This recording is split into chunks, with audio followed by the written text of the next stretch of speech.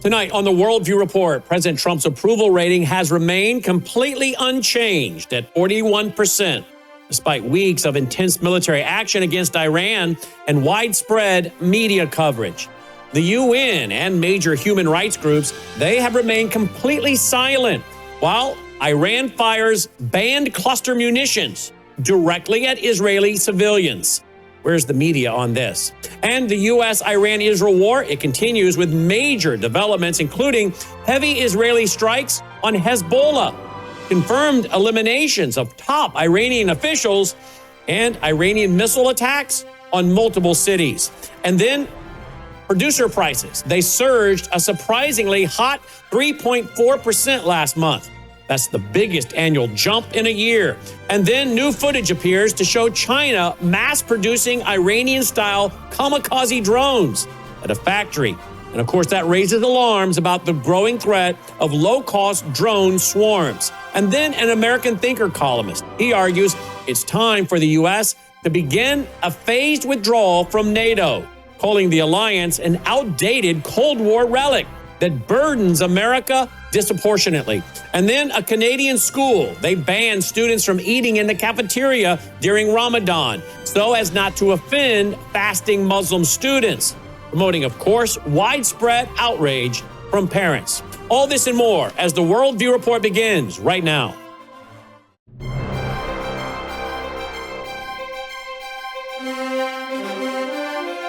This is Worldview Report with host Brandon House. Whether it is news from the nation's capital or your state capital, from the classroom to the boardroom, from national security to national and local news that impacts you and your family, Worldview Report is your trusted source for vital and uncensored news. And now, here is Brandon House. Good evening and welcome to the Worldview Report. I'm Brandon House. An article from Modernity News is entitled, "What Has the Iran War Done to Trump's Approval Rating?" It reports that President Trump's approval rating, well, it has stayed at a steady 41%, despite weeks of intense military action against Iran and widespread media coverage of the conflict. CNN, their senior data analyst, Harry Einton, he told viewers, quote, "What we are seeing right now is a president whose approval rating is steady. This has not been a big deal politically," end quote. He noted that only 45% of Americans say that they care a lot about the Iran situation. And Google searches for the word Iran, they have dropped 84% since the conflict began on February 28th. Searches for the Academy Awards on Sunday, well, they were 3 to 4 times higher than searches for Iran. Einton concluded, quote, "Despite all the hubbub, despite all the critics of the president, what we're seeing right now is a president whose approval rating is steady. And this has not been a big deal politically," end quote. An article from the New York Post is entitled, "Cesar Chavez Scandal is the Tip of the Iceberg." An insider suggests that the jig is up, and the article reports that the United Farm Workers and the Cesar Chavez Foundation have publicly acknowledged allegations that the late civil rights leader, Cesar Chavez, engaged in inappropriate sexual behavior with young women or minors during his time as the UFW president. The foundation announced it was, quote, "deeply shocked and saddened," end quote, by the claims, and is collaborating with farm worker movement leaders to respond and support those harmed and to ensure justice. Consequently, Cesar Chavez, his events have been canceled in several cities, including Tucson, Arizona, San Antonio, and Corpus Christi, Texas, and various locations in California as well. Details of the allegations, they are expected to be fully disclosed in the coming weeks. Longtime labor movement member Inros Flores told the San Antonio Express News, quote, "When I saw that article, the first thing that flashed in my head was the jig is up," end quote. The article notes that insiders, they see the scandal as just the start of revelations about Cesar Chavez's leadership, which became increasingly authoritarian That was after the 1976 defeat of Proposition 14. Chavez reportedly turned to Synanon cult founder Charles Dietrich for mind control tactics called the game, which he applied reportedly to union members, including family members, leading to purges of internal critics. By 2011, the UFW had become a family-run organization. Some described it as drifted and purposeless. And it, of course, faced financial difficulties and internal conflicts among Chavez's own sons. Now we turn to an article from All Israel News entitled, UN Human Rights Groups Are Silent as Iranian Regime Blast Israeli Civilians with Cluster Munitions. The article reports that Iran has been firing those cluster munitions at Israeli citizens. Those munitions, they are banned under the 2008 Convention on Cluster Munitions. And yet, they keep getting fired at Israeli citizens during this current conflict. And where's the media on this? Where are the human rights groups? Where is the UN? The article, it highlights these weapons, which, by the way, disperse dozens of small bomblets over large areas. Well, they have caused injuries and property damage in multiple Israeli communities. And despite clear evidence of their use against civilians, well, as I said, neither the United Nations nor any other major international human rights group is talking about it, condemning it, or even acknowledging the attacks. Peace, it underscores the glaring double standard, contrasting the silence with the quick and vocal criticism by these same groups regularly that they direct at Israel. Israeli officials and analysts, they argue the omission, it in fact shows a systemic bias that overlooks Iranian war crimes while focusing on Israel, even if it means manufacturing false stories about Israel. An article from All Israel News again reports that the Iran-Israel war continued with major developments on multiple fronts. The IDF launched heavy strikes on Hezbollah command centers in Beirut and weapon sites in the Bekaa Valley and warned of a large-scale Hezbollah rocket attack. Israel confirmed the elimination of the Iranian Secretary of the Supreme National Security Council and the besieged commander. This was in overnight strikes, with the defense minister, Israel Katz, stating they had, quote, joined the head of the annihilation program, Khomeini, in the depths of hell, end quote. Iran launched ballistic missiles at Israel, causing impacts and, as we already said, shrapnel injuries in several areas, while also striking targets in Kuwait, the UAE, and other Gulf states. Netanyahu and President Herzog, they issued messages to the Iranian people, urging them toward freedom and a new beginning ahead. The U.S., they continued to urge allies to designate the IRGC and Hezbollah as terrorist organizations. And the IDF, they expanded ground operations in southern Lebanon while advising civilians to evacuate. An article from SRN News is entitled, U.S. Producer Prices Rose by a Surprisingly Hot 3.4% last month, the most in a year. It lays out that the U.S. Producer Price Index increased by 0.7% from January and 3.4% year over year. That's the largest annual jump since February of 2025. The surge was partly driven by a sharp 2.4% monthly rise in food prices, including a 49% jump in vegetable prices and a 10% increase in fruit prices. Core wholesale prices, excluding food and energy, that rose 0.5% month over month and 3.9% year over year, both surpassing, well, the forecast by economists. These gains, they occurred just before the U.S. and Israeli strikes on Iran began, pushing energy prices even higher. The report, it comes as the Federal Reserve maintains interest rates after 3 cuts in 2025, with consumer inflation still running about the Fed's 2% target. An article from Zero Hedge is entitled, Footage Appears to Show China Mass-Producing Iranian-Style Kamikaze Drones. It reports that this new footage, which was published by The Sun, well, it appears to show Sahad-type kamikaze drones, and they're being mass-produced at a factory in China. Britain's former security minister commented on the report on X, saying, quote, "Oh, look, Iranian and Russian Jihad drones are being mass-produced in China." That's what he said. In the article, it states that these low-cost kamikaze drones, they have become a common factor in modern conflicts, including the Russia-Ukraine war and the U.S.-Israeli campaign against Iran. The article, it points out how these inexpensive drones, which cost around $20,000 each, well, they're making costly air defense systems unsustainable. As interceptor missiles, well, those can cost millions. The U.S. is also working on its own similar version called the Low-Cost Unmanned Combat Attack System, or LUCAS. The piece warns that the mass production in China, well, it worsens the challenge for the West in fighting these threats, possibly even enabling Iranian-style drone swarms to appear over, listen now, U.S. skies in future conflicts.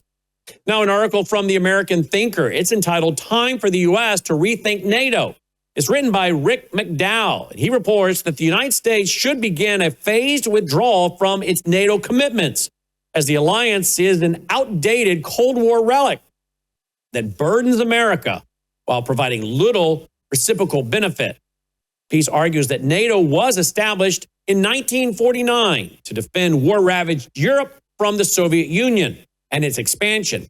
However, with the Soviet Union, well, gone as we know it, and Russia no longer posing a direct threat to the U.S., now the alliance, well, the imbalance has become unsustainable. It criticizes, the article, Europe's minimal contributions, say, in Afghanistan and Iran, where the U.S., of course, is carrying most of the cost and logistics and combat support. The author, he quotes President Trump highlighting the disparity and proposes a 5-year phased withdrawal from Article 5 commitments for minor and medium-sized members. This would reframe NATO as a consultative form without binding U.S. military guarantees, and it would shift American resources toward future national priorities instead of acting as the perpetual policeman for Europe.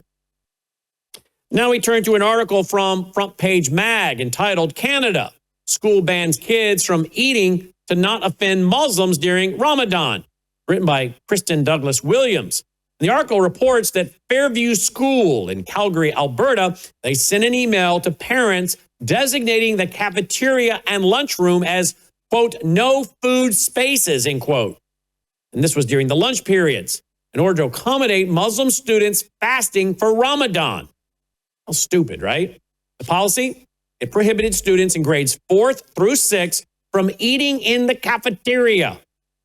Isn't that what a cafeteria is for? And they couldn't even eat in the cafeteria during the first half of lunch. While students in grades 7 through 9, they were not allowed to eat during the entire hour-long break. The email, it was sent on February 18th, and that's shortly after Ramadan began on February 17th. Parents, of course, were outraged. They were questioning why children who were not fasting were being restricted and why no alternative eating spaces were even provided. Well, the Calgary Board of Education responded to the criticism by acknowledging that the email went out, but they claimed, quote, "no changes to these designated lunch areas," end quote, had been made. Social media users, well, they condemned the decision as prioritizing one religious observance over the needs of all students, with many noting that no similar accommodations are made for other religions or their fasts, such as Lent. An article from the War Zone is entitled, "U.S. Used Its New 5,000-Pound Bunker Busters to Hit Iranian Anti-Ship Missile Sites." It states that the U.S. Air Force has deployed its new GBU-72B. It's a 5,000-pound bunker buster bomb, and it was used against fortified Iranian anti-ship cruise missile sites along the coast near the Strait of Hormuz. U.S. Central Command confirmed the use of multiple 5,000-pound deep penetrator munitions, stating, quote, "hours ago, U.S. forces successfully employed several 5,000-pound deep penetrator munitions on hardened Iranian missile sites along Iran's coastline near the Strait of Hormuz. The Iranian anti-ship cruise missiles at these sites posed a risk to international shipping in the strait, end quote. CNN, for its part, reported that a U.S. official confirmed the munitions were the GBU-72 Advanced 5K penetrator. Strikes, they were aimed to neutralize the threat to commercial shipping in this vital waterway. Now it's time for our nightly Worldview Report commentary. An article from the New American is entitled, Hegseth's Pastor Would Ban Public Displays of Catholic Devotion. The article is by R. Court Kirkwood, and he reports that Defense Secretary Pete Hegseth's pastor, Doug Wilson, of the Communion of Reformed Evangelical Churches, he has said he would prohibit public displays of Catholic devotion, such as processions honoring the Virgin Mary or the Eucharistic processions, labeling them as idolatry or Mariolatry. Wilson stated that the Catholic church bells, they would be acceptable, but carrying an image of Mary down Main Street would not be permitted in a Christian nation. Compared it to banning Hindu processions with gods or Muslim displays. Now, Wilson, I've been talking about him for some time because of his, I think, whacked out worldview and eschatology. This is the man who has said that the church is now Israel. He's a reconstructionist, a dominionist. Whether it's the reconstructionist, the dominionist, the hyper-Calvinist, the New Apostolic Reformation, all these groups, even some of the Catholics, they have a dominionist ideology. It's so odd because you got Pete Hegseth having Doug Wilson speak at the Pentagon with these views, and then yet you have these other guys who are staunch Catholics that are being so critical of Israel, and some of them saying, well, we might want a global monarchy of Catholicism, but maybe not right now. What is the common denominator bringing all these groups together? Well, number one, they're dominionist. I guess they're going to figure out who's going to have dominion once they get rid of their common enemy, which seems to be biblically minded Christians and the Jews. Notice that? So there's definitely a schizophrenic worldview going on within the MAGA movement. But that's what I warned about in my book in 2016, The Coming Religious Reich. I said that persecution would come for real Bible-believing Christians from the right. Now, I'm not Catholic, but I'm not interested in a theocracy, the style of Doug Wilson's, that wants to say that, well, this is what they're going to allow and this is what they're not going to allow. Because I'm pretty sure Doug Wilson's theocracy would not be friendly to a Christian Zionist, dispensationalist, Bible-believing evangelical like me. I know that for a fact. And when a guy says that he wants to implement a form of religion that blocks some kind of Catholic procession of the Eucharist or Mariology, well, that, again, is against the Constitution. I am not for the separation of church and state as defined by the ACLU, which means your freedom of religion is eliminated unless you practice it inside the four walls of the church. You're not allowed to bring it out into the public. I'm not for that ACL definition of separation of church and state. I am for the constitutional founding fathers' definition of the separation of church and state, which is that there should be a high wall. The government should not establish a state religion, nor elevate one denomination over another. And yet, is that not what Doug Wilson's talking about? Again, I have warned for years about these hyper-Calvinists, the New Apostolic Reformation, the Reconstructionist, the Dominionist. But yet, there was Doug Wilson visiting the Pentagon at Pete Hegseth's request on February 18th, and he led a service there. In fact, the article notes that there are about 250,000 Catholics serving in the U.S. military. Then I have a clip by David Rubin interviewing Jack Posobiec. Jack Posobiec's the guy that keeps holding up the rosary. Remember him? Well, he makes a comment about, well, maybe at some point we want a Catholic monarchy, but not right now. What is it with these guys like Jack Posobiec and Doug Wilson in the MAGA movement that want their religion to be the dominant religion, a dominionism? What is that? Listen to Jack Posobiec say, well, maybe eventually we want a Catholic monarchy, but not now. Watch this.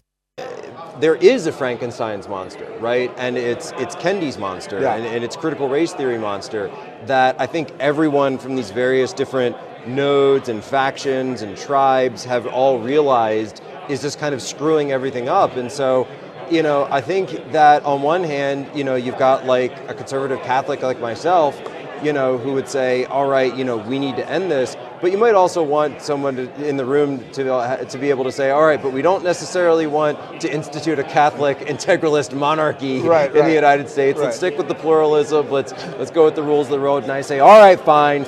I'll concede that for now. Yeah, for now. All right, well, that's just a weird clip.